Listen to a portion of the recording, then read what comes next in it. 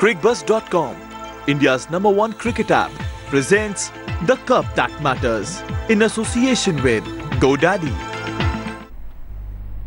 And our top focus story in this bulletin, the controversy erupting within the Pakistan cricket team at the World Cup after their humiliating loss to India on Sunday. Pakistan national team's fielding coach Grand Luden has reportedly threatened to quit after complaining of misbehavior by 3 senior players, but the PCB has convinced him to stay on. Now, according to reports, Luden complained that Shahid Afridi, Ahmed, Shehzad and Umar Akmal had misbehaved with him during a training session on Tuesday. Luden reportedly complained to the PCB Chairman Shahid Afridi that some of the players were not cooperating with him in the training sessions that hindered his work. Joining me for all the latest. All right, Zaka Ashraf, the former PCB chief, is in fact joining us on the phone line. Thank you for speaking with Headlines today. So if you could just shed some light on this latest controversy that's put some of your top players in a very embarrassing situation. Well, I think it's something which I cannot imagine, because such incidents took place during my tenure as a chairman. And I'm really saddened to hear that such disciplinary issues have cropped up. It's all because of the mismanagement of the cricket board. I think it is for them to be very strict with discipline and everything, and decide whoever is wrong should be punished. But it is a very sad incident, that's all I can say. Right, but sir, the fact of the matter is also that this isn't the first time an incident like that has in fact been reported. When did it happen first, before this? So there have been repeated incidents of misbehavior by players which have been reported to the PCB in the past. But not in my tenure, not even a single incident occurred. I was there for a year and a few months, maybe 2 or 3 months, but not even a single incident, because I have zero tolerance anything against the discipline. All right. And not even a single incident occurred during my tenure. And if it would have had, then I would have really dealt very seriously with it. All right, zero tolerance to indiscipline. Also joining me live is my colleague Shivani Gupta from the newsroom. Shivani, shed some light into this controversy. This isn't the first time that a controversy like that has erupted. That's right. News of infighting within the Pakistan camp, as much as Mr. Zaka Ashraf would like to suggest otherwise, is actually quite routine, especially in big tournaments. If I could just take the viewers' memory back to 2003 World Cup, when there was a big bust-up involving Inzamam-ul Haq, their star player of the time.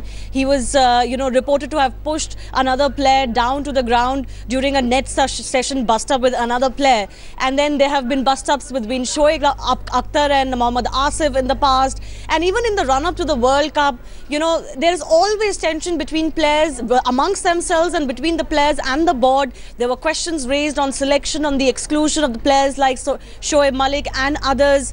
Some of the team members themselves, there are murmurs that they're not happy with the coach and the support staff. So this is something that is a regular feature in the Pakistan camp, a back and forth between the support staff of the day, the coach of the day and certain players. There are frictions between senior players of the team itself. So not surprising really, but of course the PCB will have to take it very, very seriously. The World Cup is going on. If your fielding coach, makes an official complaint, then it becomes a huge embarrassment for them. Our consulting editor Boria Majumdar joining us from Melbourne, and he's tracking developments over there. Boria, how seriously is the PCB taking it? Because this is not new, but they'll have to send down a very strict message, because this creates a very bad impression in the minds of even prospect future support staff and coaches for the Pakistan team. You're right, Shivani. I mean, this is not the best incident, and especially if you are a foreigner, this is not the best thing to happen to you if you are abused. I spoke to a number of Pakistani team management senior members, including one selector. I don't want to name them because it is all spoken on conditions of anonymity, and they are saying that this is not the first time this has happened. I mean, first there was that incident involving players when they were fined. That was also an act of indiscipline in a different way. This is another act of indiscipline, but this incident involving not the best behavior with the fielding coach is not the first time, is what I'm being told. Having said that, they are trying to play it down. They are saying we've spoken to the players. we've spoken to the management, and we will ensure that it is not repeated in the rest of the World Cup. All said and done, Pakistani camp is sitting like it's like a sitting volcano, waiting to erupt. One more bad performance and everything can blow up on their face. Very typical of Pakistani figures, right, as you were saying as well. But it's not the best camp at this point in time, is what I understand.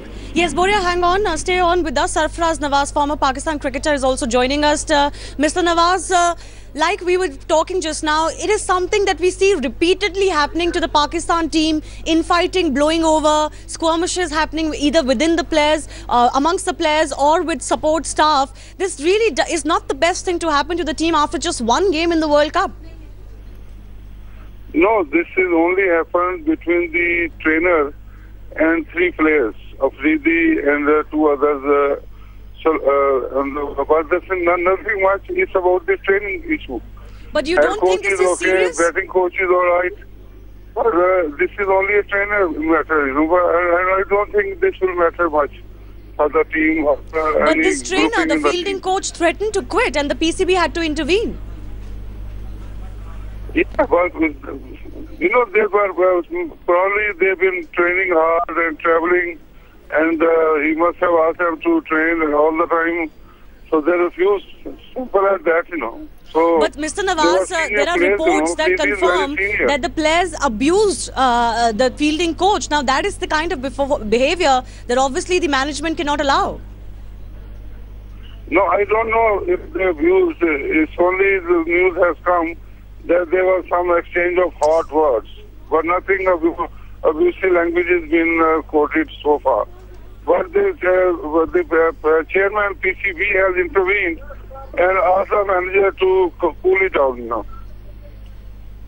All right, Sarfaraz Nawaz there. Thanks a lot for joining us. Boria, just coming back to you, is there any kind of communication that has come from the PCB to the players or to the support staff on how to go forward from here on? The communication has come to the senior management, including the selectors who are here. Again, I mean, that has come, and a very clear communication to Navid Chima, who's a former military person, somebody who is known to be imposing rigorous and strict discipline.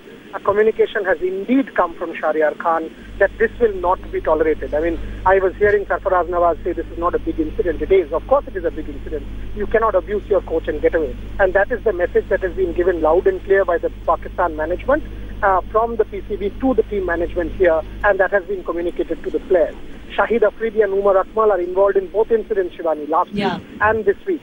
This is becoming a problem with Pakistan. As I said, one more defeat and you don't know what is going to happen to that team, because once again their campaign seems to be blowing up on their face. But to answer your question, yes, a communication has indeed come from PCB to the team. And more news coming in. Gary Kirsten has joined the South African team as a consultant in what could prove to be a big boost for the Proteas ahead of the big World Cup match against India.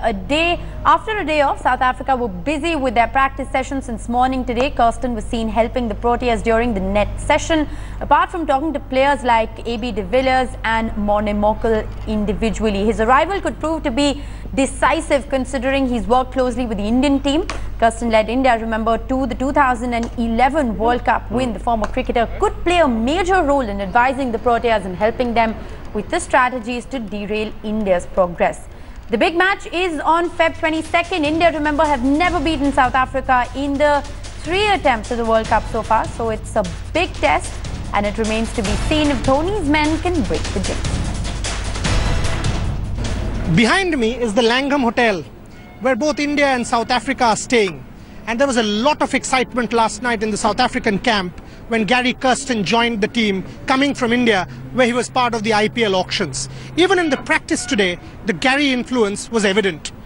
He was talking to AB de Villiers, training David Miller, giving tips to a number of South African batsmen, and then finally doing the throwdowns for which he is famous, having done it for years with Sachin Tendulkar. The South Africans clearly are ready, and Gary's joining them has given them new verve and new impetus. Can they win the World Cup is a question for which we will wait. But Gary's joining has definitely boosted the South African morale. With Manish Mathur, Boria Majumdar in Melbourne for Headlines Today.